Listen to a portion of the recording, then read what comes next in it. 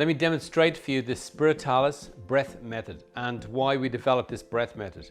So it is, to explain the effect of it, it is similar to you and I going down the beach and I hold your head under the water for 10 seconds. And in 10 seconds, that's no problem, there's no issue, we're just having fun.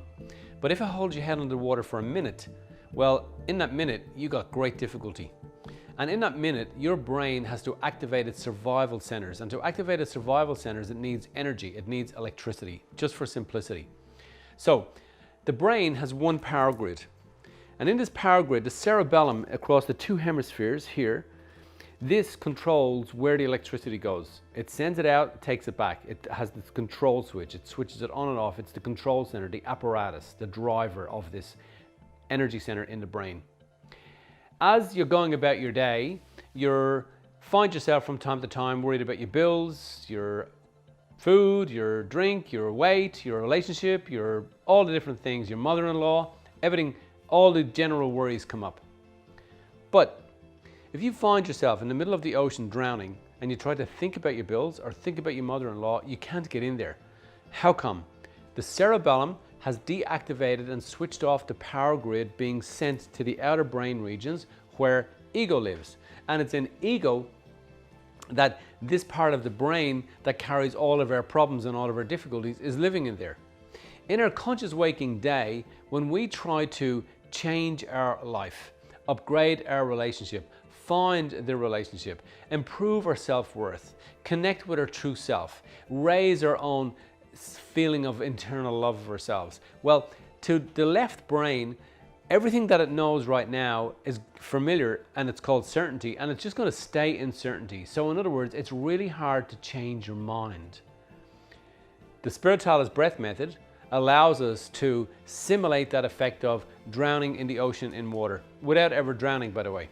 And it allows us to activate the cerebellum, to steal energy from the outer brain regions, to deactivate the ego brain, to switch off the left brain analytical, to remove those old negative beliefs. And in that moment then, when you try to change your beliefs in your waking day, your old beliefs live in what I call the aged care center of your brain, where all the old people live.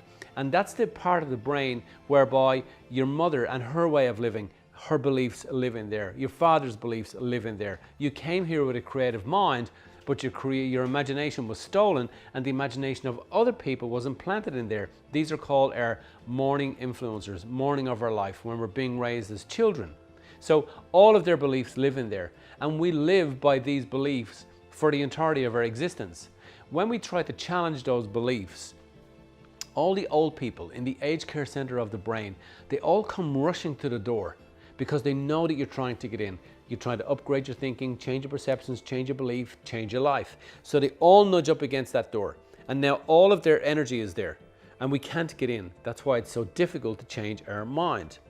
But through the Spiritalis breath method, we get to trick those aged care people in the aged care center of our aged care left brain analytical and let them think that we're coming in the front door, when in actual fact we're coming in the back. And as we come in the back, we can grab those old people with those old beliefs, those old neurological pathways, and we can throw them out. And as you disengage from one neurological pathway, you get to embed a new neurological pathway in the left brain analytical, in the geographical landscape of your left brain.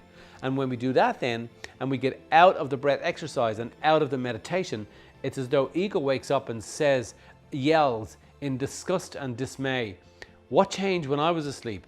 Who put me to sleep?" And the creative brain says, it doesn't matter, it's changing, you're changing, we're changing your beliefs and perceptions. So, the Spiritalis breath method, we deactivate energy going to the outer brain regions where ego lives, and then in that moment then, we get to get in and unwire and rewire new beliefs into our brain. Here's the breath method, how it works. It goes like this.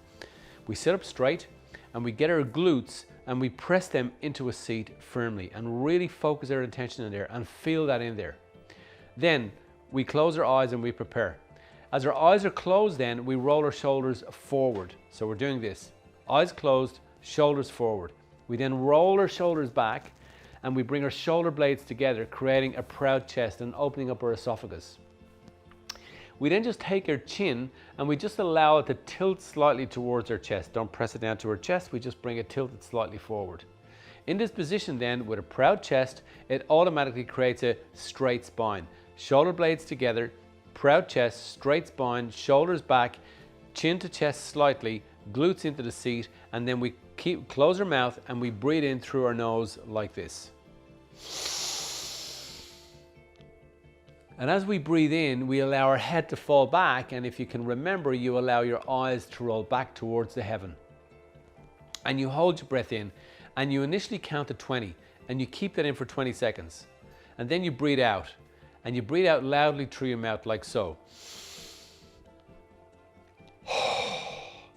And as you breathe out through your mouth, you count to 5, and then you repeat it all over again 5 times.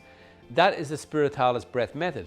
Now, as you perfect this, you start to hold your breath longer and longer, and you get into a state of almost internal struggle. And the more that we struggle internally, the more that the brain is yelling to the rest of the body, hey, we're in difficulty here. We need to breathe, so the brain is in survival. And then all of a sudden, you just find yourself shifting, and you find your imagination wandering. And my strongest advice to you is this: keep a recording device on your smartphone, press your record, and as you start to become a meditator, and there is no such thing as a perfect meditator. In fact, novice, inexperienced, even non-believing meditators still have the same effect on their mind, body, and reality as experienced and believing meditators. So it doesn't matter whether you believe, it doesn't matter whether you fall asleep, it doesn't matter if you're doubtful, as long as you do the meditation in any event.